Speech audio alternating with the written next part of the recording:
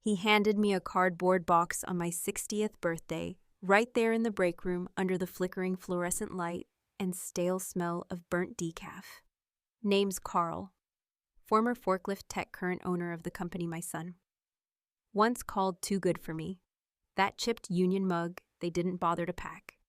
It's sitting on my new desk. Ever been told you weren't enough, then proved it with interest. Delmar lifted his fork, chewed thoughtfully, then said, "Well, that's ambitious. For a casserole, I don't know what stunned the room more. His tone, which had all the warmth of a wet sock, or the fact that no one challenged him. The old pine table we borrowed from Marilee's uncle let out a dry creak as I shifted my weight. My wife's shoulders dropped, and the gleam of the copper pot behind Delmar briefly caught the overhead light, like it too had heard the insult and flinched. It was our first joint Thanksgiving since Marilee and I married. Her people, my people, well. What was left of mine, and a couple of stray cousins who showed up mainly to graze and complain. Conway hadn't seen a fall this crisp in years, and I remember thinking the breeze pushing through the half-cracked window actually smelled like pumpkins. Marilee had worked on the smoked pear casserole all week. She'd tested spice ratios and fussed with browned butter like she was inventing the thing. It's sweet and savory like memories she'd whispered, offering me a spoonful the night before. I'd told her it was good, more than good, but she just nodded like that wasn't quite enough. Dinner began fine enough. The turkey was passable. The rolls were as always overproofed and deflated by the time Maureen brought them in wrapped in a kitchen towel with a print of pilgrims that had faded into ghostly suggestions. We passed plates. Marilee's dish came out last, an odd timing choice I'd thought, but she wanted it to land with emotional impact. Her words. She beamed as she set it down, smoked pear sage crust. It's got pecans from the backyard, and a little ghost pepper for heat, she said. Delmar across from me leaned back in his chair, his silver hair tucked behind one ear, in that casual way that always made him look just a bit too polished for a table like ours. He spooned some onto his plate, gave it a little sniff, and then with all eyes on him, took a slow, deliberate bite. "Well," he said, "that's ambitious. For a casserole." A few chuckles sputtered around the table. Maureen, seated beside him, let out a nervous laugh and reached for the wine like it was oxygen. My fork froze midair. Marilee smiled, the kind of smile that doesn't touch your cheeks. She nodded, made a small sound, then quietly pushed the rest of her serving back into the pan. Nobody seemed to notice except me. I caught the subtle shift of her hand, the way she pressed her thumb against the rim to keep it from clattering, the grease mark her spoon left on the table runner she'd ironed that morning. I wanted to say something. I did. But my tongue glued itself to the roof of my mouth. Instead, I folded my napkin tighter and looked across the table at Delmar, who had already moved on to the stuffing. We trudged through the rest of the meal. Conversations meandered: college football, the highway construction near Little Rock, how sweet potatoes were better with marshmallows. Marilee spoke less and less. She kept her eyes on the copper pot behind Delmar, the one we'd polished for hours the night before. Said it reminded her of her grandmother's kitchen. She used to make fig jam in one, just like it, Marilee had told me, brushing her sleeve across its already shining side. Delmar, of course, raised his glass. "Two refined palates," he said with a smirk. Marilee lifted her own glass a heartbeat late. She laughed, a sound just a little too crisp, too rehearsed. Her eyes, though, never left the pot. They glimmered not from joy, but from something quieter, something settling. After dessert, pecan pie from the store, because no one had the energy, people trickled out. Coats were hugged around shoulders, leftover containers stacked like awkward Tetris pieces. Delmar left last, waving like a local celebrity doing a farewell tour. I found Marilee in the kitchen. She was scraping the untouched casserole into the trash. The sound it made, wet, reluctant, filled the silence between us. "You could save some," I offered gently. She didn't turn. "Maybe I'll stop trying," she said, barely above a whisper. The casserole dish clattered into the sink. The copper pot still on the sideboard caught my eye again. Intact, gleaming, witness to everything.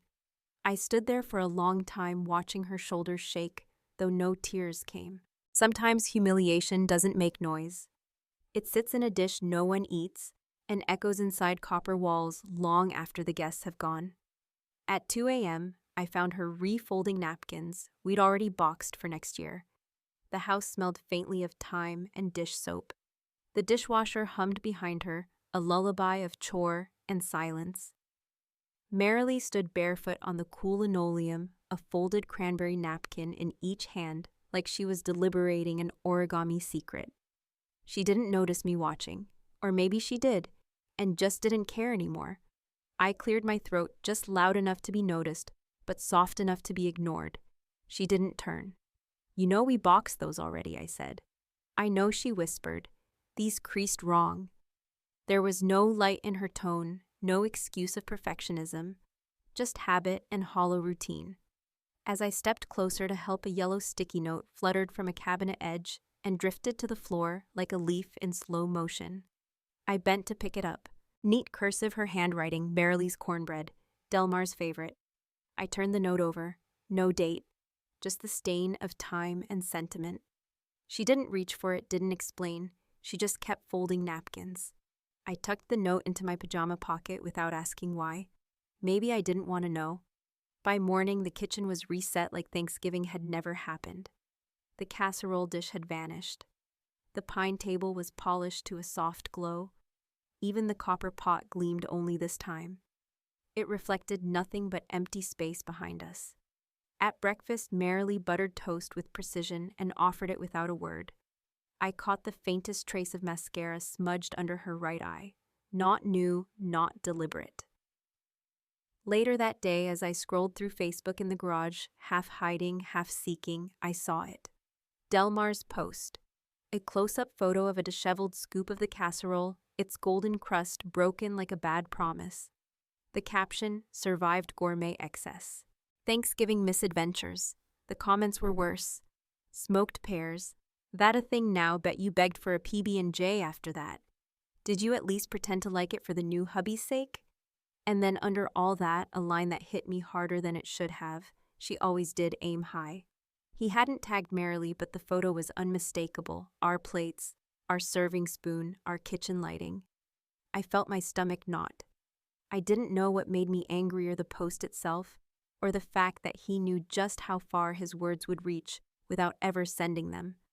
That night, I closed my laptop too hard. At dinner, Marilee barely touched her salad. She didn't mention the casserole. She didn't mention anything. On Sunday, we drove to the community potluck at St. Jude's Fellowship Hall. It's usually her favorite event. She brings homemade banana pudding with layers like geological strata, and folks save room just for that. But this time, she handed me 2 plastic containers from the passenger seat. One pecan pie, one pumpkin, both with little grocery price tags, still clinging to the lids. "Store-bought?" I asked before I could stop myself. She nodded, eyes forward. I didn't feel like baking. Inside, Maureen noticed. Of course she did. "Where's your pudding, hon?" Marilee smiled, brittle as splintered candy. Didn't have time. No one pushed. They just served themselves and chatted about Black Friday deals and whose grandkid got accepted where. I watched her from across the room. She sat near the back, nibbling at her crust while a group of older women laughed about cranberry sauce disasters. She didn't join in, just nodded now and then, eyes fixed on a spot, somewhere to the left of the dessert table. That night, as we settled into bed, she opened her phone, stared at the home screen for a minute too long, and then tapped on her recipe app.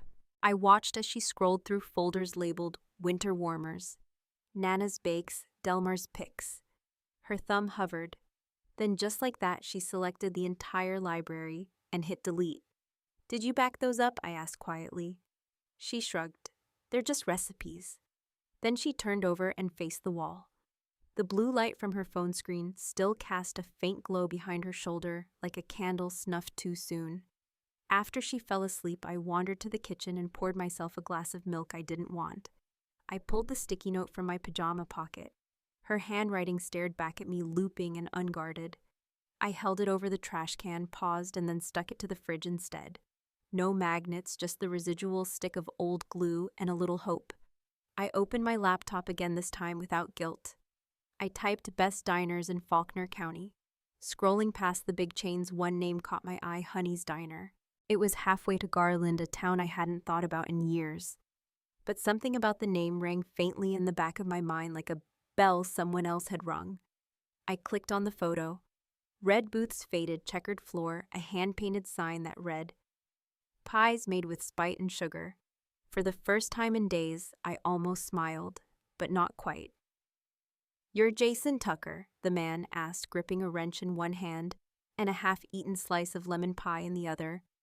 I'd barely crawled out from under the 3-compartment sink at Honey's Diner when I met Garland Knox in the flesh. His name hadn't meant much to me at first, but I knew Marilee used to mention him always with reverence, like you'd speak of a preacher who actually walked the walk. There he stood, white apron smeared with something brown crow's feet that looked etched with a fork and eyes sharp enough to fillet trout. Above his shoulder hung a framed newspaper from the Conway Chronicle. Garland Knox, the Palette of the Ozarks. I recognized the photo. It was taken decades ago, back when he ran High Table in Little Rock.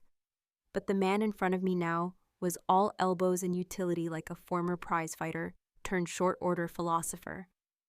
He set the wrench on the counter and wiped his hands. "Your father-in-law ever teach you how to sweat copper, right?" "Depends who's asking," I said, standing and brushing off my jeans. "Garland, I run this mess. Or I did." He offered a hand. I knew Randall. Ran the butcher stall at the old farmer's market. Quiet man, but if he said a ribeye sang, it sang. We shook, firm but curious, like two dogs in neutral sniff. "Sorry about the leak," I said. "You might need a full trap replacement down the line." "We all do," he muttered, more to the wall than me. Then louder, "Stay for pie." The diner had emptied except for a teen in a paper hat stacking red trays. I sat at the far end of the pass under a flickering heat lamp and took the slice Garland handed over. Tangy sweet, the crust still whispering butter. He leaned on the counter. "You married Marilee, didn't you?" I nodded. "Didn't think she'd settle down with a plumber," he said. But it didn't sting. "She ever tell you about the turkey comet?" "She told me about you," I said. "Said you called cornbread sacred." Garland chuckled. "She always had a nose for things that mattered." "Still cookin'?" I paused. "Not really. Been a weird few months." He looked me over. "You mind giving her something? Just a note and a request." From under the register, he pulled a lined index card in Marilee's handwriting. "Citrus sage beans." I remembered them. She made them twice that first winter. Light but earthy, the kind of dish that told a story without boasting. "She left that here 2 years ago," Garland said. "I kept it, for good luck." He leaned closer. "Every Tuesday we do lunch for the shut-ins around Faulkner. Volunteer run, no fanfare. I want her to cook something just once. No name, no spotlight, just food that hugs back." I hesitated. "She's not ready." "Then say it's a favor, not a comeback." He patted the card. "Sometimes the fire comes back slow, like biscuits in a cold oven." I didn't promise. Just took the card and pie and left with more than I'd come in with. That night, as I stepped into our kitchen, the copper pot caught my eye, gleaming again on the sideboard. It hadn't moved in weeks. I walked over, ran my fingers along the rim. No dents, no scratches, just polished warmth. From the hall, Marilee's voice floated out. "Did the diner leak again?" "Fixed now," I said. "Left you something on the counter." She didn't reply right away. Then softer smells, like lemon. I set the pie plate down beside the recipe card and turned off the light. Behind me, the copper pot reflected the soft kitchen shadows, unblemished, but somehow waiting. The pot clanged oddly as she placed it on the stove. Its handle bent just slightly. Outside, a gauzy fog draped Conway's downtown like a handkerchief tossed across the sky. Honey's Diner, usually buzzing by this hour, stood hushed in its test kitchen corner.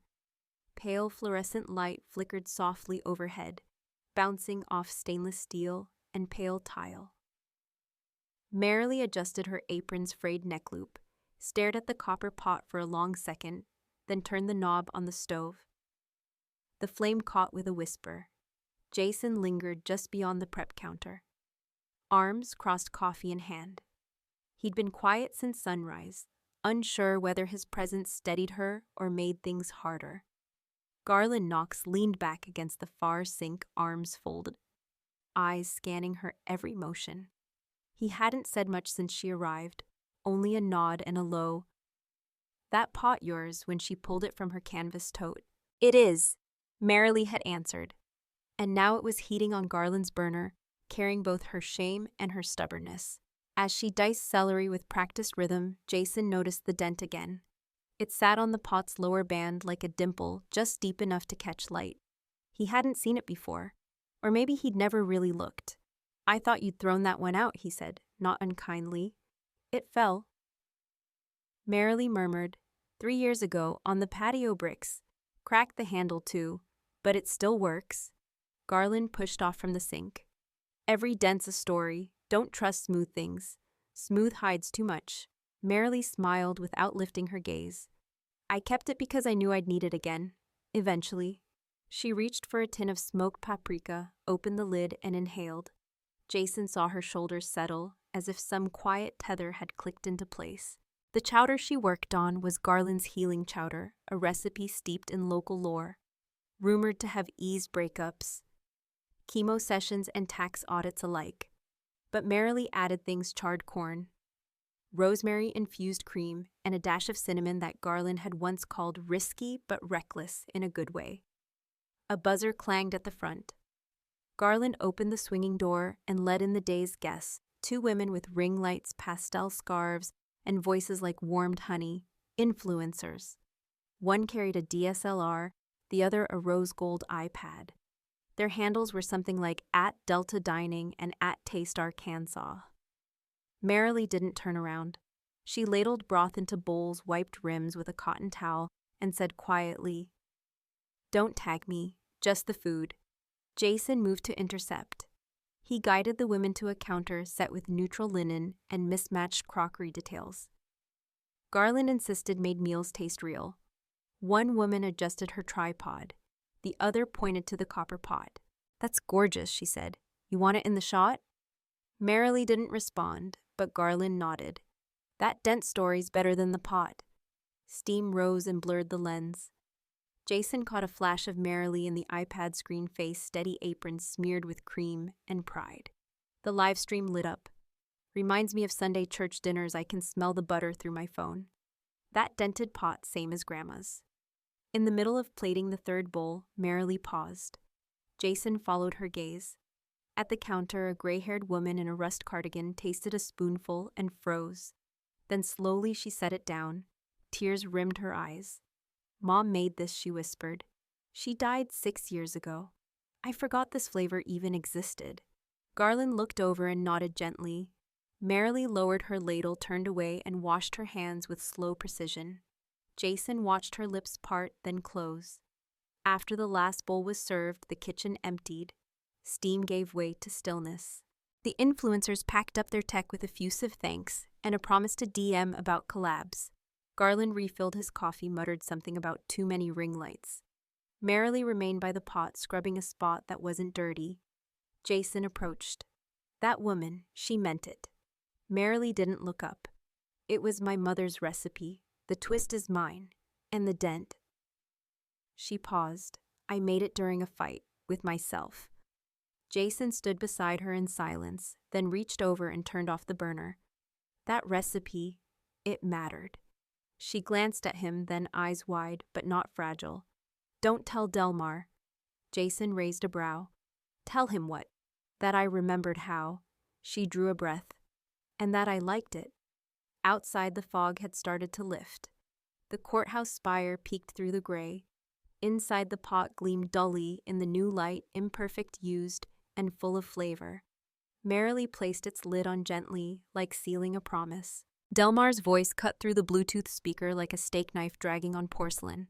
"So Merrily's a mystery chef now, cute." I was in the garage organizing extension cords we never used, trying to ignore the way my gut tightened at the sound.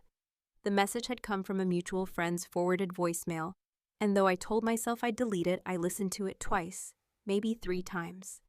Inside, Merrily was in the kitchen again, really in it this time, humming faintly under her breath, while whisking something that smelled like lemon and thyme. She didn't know Delmar had caught on. I didn't know how to tell her. On the hallway table sat an envelope. It was thick, official-looking, with Ozark Culinary Invitational printed in bold across the top. Merrily hadn't opened it. She'd left it there untouched for over a week. "Should I?" she asked once without looking at it. Only if you want to, I said. Truth was, I wanted her to win. But more than that, I wanted her to be safe, whatever that meant now. The entry had been Garland's idea, of course. He said her dish at the tasting event quieted the room like prayer. The judges never saw her, only the name Chef M. It was a blind submission, but word travels in Delmar had more eyes than most. On Thursday, Garland called just as Marilee was steeping vanilla beans in the copper pot. Jason, I need you here. He didn't elaborate. He didn't need to. When I arrived at Honey's, Garland was standing near the front window with his arms folded. Delmar's truck sat across the street, hazard lights blinking like it was some kind of show. He hasn't come in, Garland muttered. Just sitting there watching. Garland had changed since January. Less of the drawl, more steel. He thinks he's a storm. He forgets that kitchens have fire exits. Inside, Marilee remained unaware. She was plating the tasting batch braised short ribs over smoked parsnip mash. The copper pot gleamed beside her, polished so thoroughly it threw back the diner's overhead lights in defiance. I stayed behind the counter, pretending to check stock, and opened the file I'd started compiling the week before. Screenshots, mostly Delmar's memes, his comments, the snide remarks he left under foodie threads. I clicked save on a folder titled Just in Case. Garland approached as I closed the laptop. You doing backup? He asked. Insurance, I said. He nodded once. Good man. Delmar never stepped inside. He watched for an hour, then drove off. But as he pulled away, he locked eyes with me through the window and gave a grin that didn't quite reach his eyes. That night, Marilee chopped shallots with more rhythm than I'd heard from her in months. You know, she said without turning, Garland wants me to record a few dishes. For what? His niece is building a cooking site, wants regional voices. He said I could use Chef M. You said yes. She shrugged. Only if my hands aren't in the frame. I didn't press. I couldn't. I just noted that her phone's camera was propped with a cookbook, and the copper pot had migrated to center frame. A spotlight, even if unintentional. Later, while she was upstairs, I opened her inbox to forward a document for our taxes. I wasn't snooping, but the subject line caught my eye. RE Culinary Slander. Just kidding, unless it's award-winning. It was from Delmar. There were 4 replies in the thread. None from Marilee. All from Delmar. The last one simply said, You know I still remember how you made grits on Sundays. Might be time for a reunion tour. Lawyers optional. I marked it unread and backed away from the screen. From the kitchen, the timer beeped. Marilee's laugh followed it. A soft, real laugh. I closed the laptop and told myself the road was still forked. We hadn't chosen our path yet, but I was printing out the map. The printer jammed on the final screenshot, Delmar's Facebook post, bolded in garish font. Defamation can be delicious, but it's still illegal. I swore under my breath, yanked the tray, and gently coaxed the crumpled sheet out. The ink had smeared across Delmar's smirking profile picture, fitting in a way.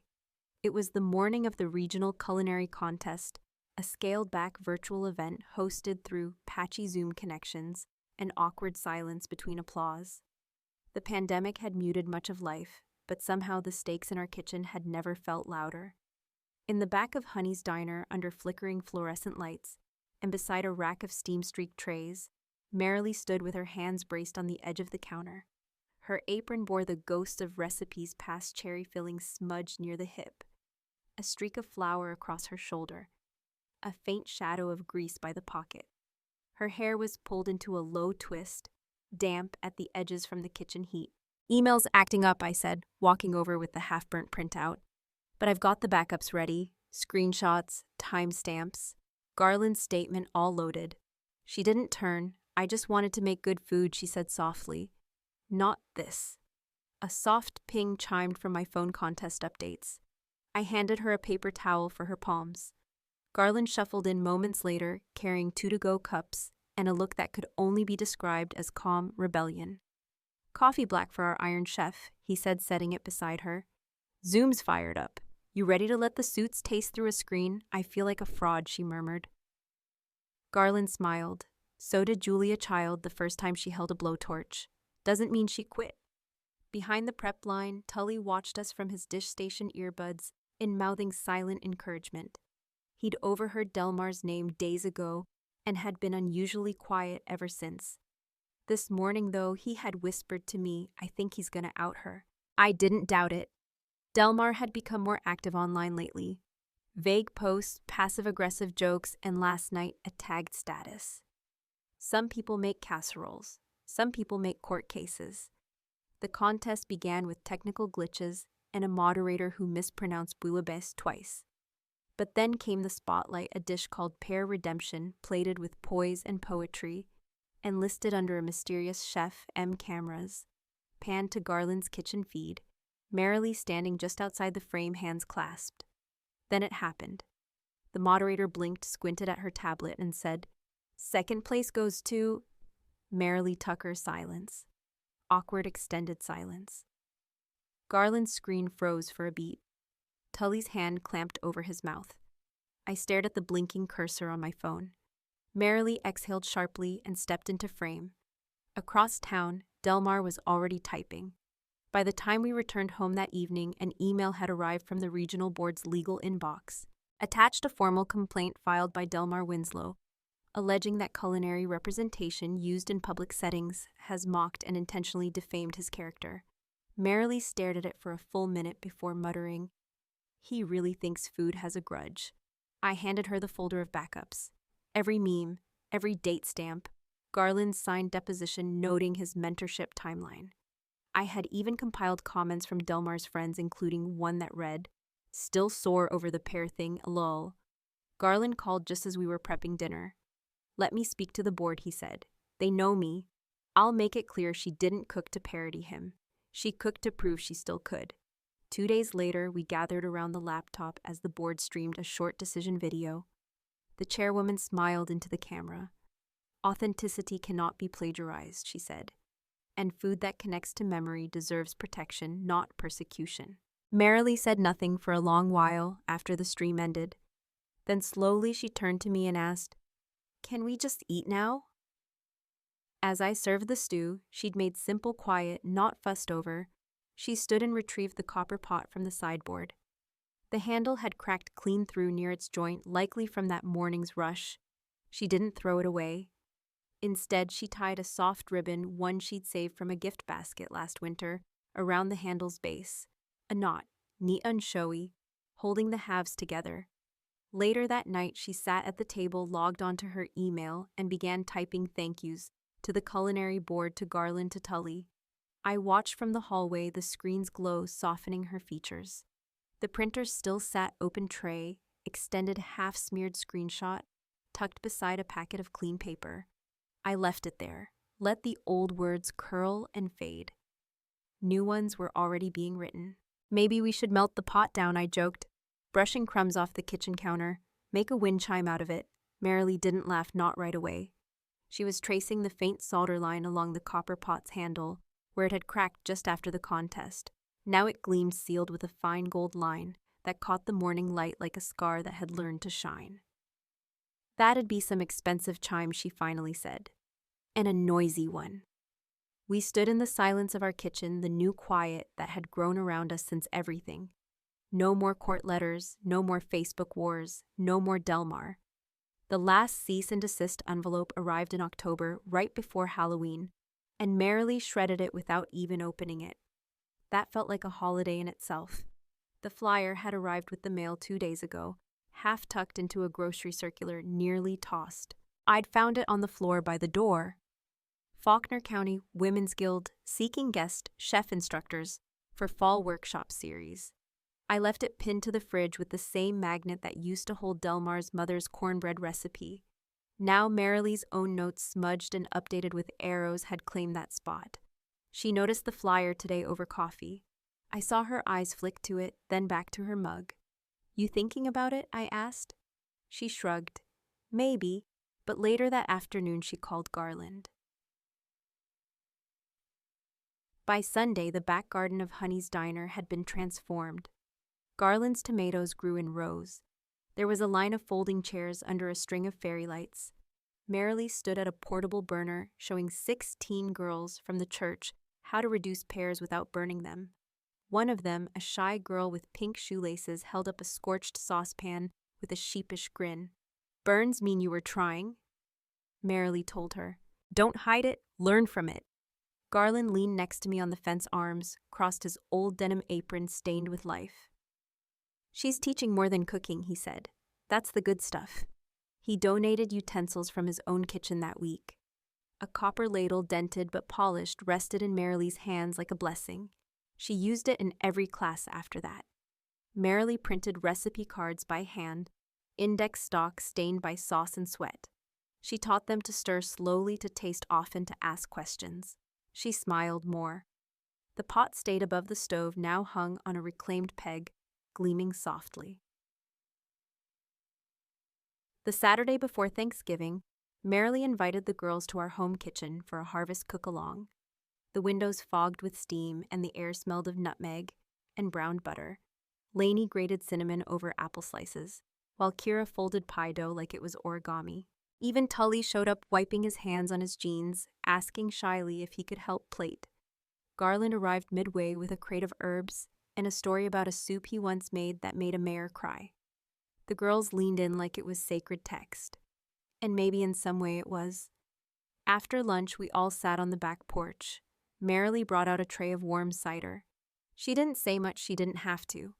The copper pot was there too, resting on a wooden stool, tied with that same ribbon from the contest. One of the girls asked why she kept it. To remind me that things break, she said, but they can also be made better. That evening I found her sorting through old cookbooks. Some were Delmar's mother's, but most were her own now. Pages flagged with sticky notes annotated in the margins. "You think they'll come back next week?" she asked. "I think they need you," I said. She looked at me for a long time. "I think I need them too." And just like that, something shifted. The house felt full again, not noisy, not chaotic, just full. Of simmering sauces, of laughter echoing down the hall, of the scent of rosemary baked into the countertops. A new flyer replaced the old one on the fridge, this one in Marilee's handwriting, "Winter Sessions Food That Heals." Below it, a photo of her and the girls, the copper pot visible in the corner, like a quiet witness to everything mended.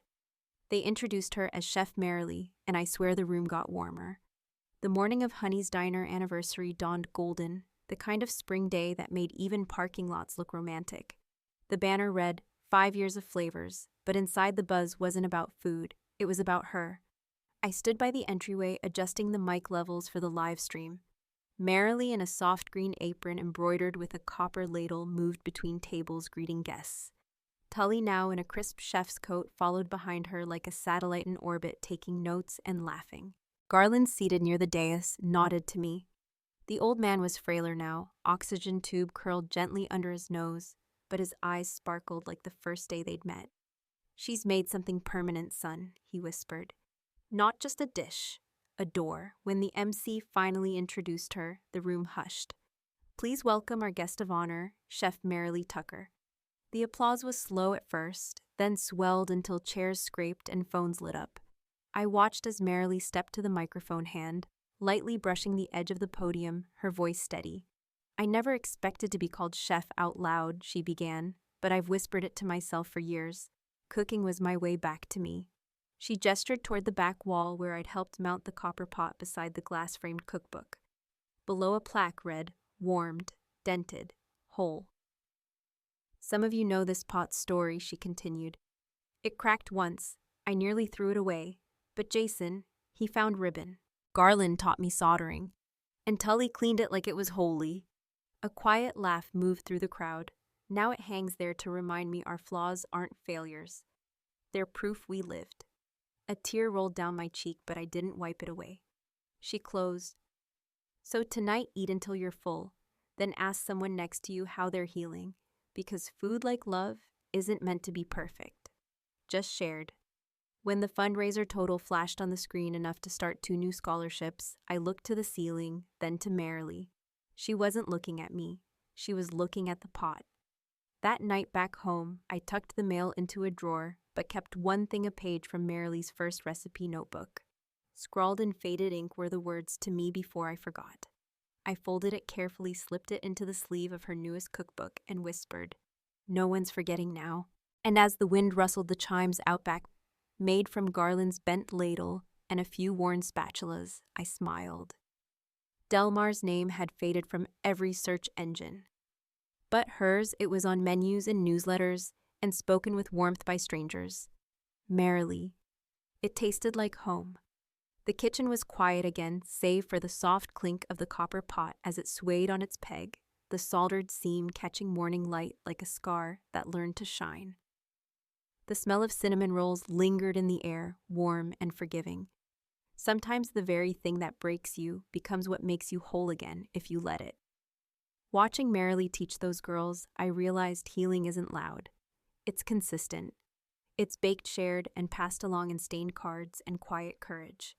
Not every second chance arrives with a sign. Some just show up in a dented pot and a name reclaimed.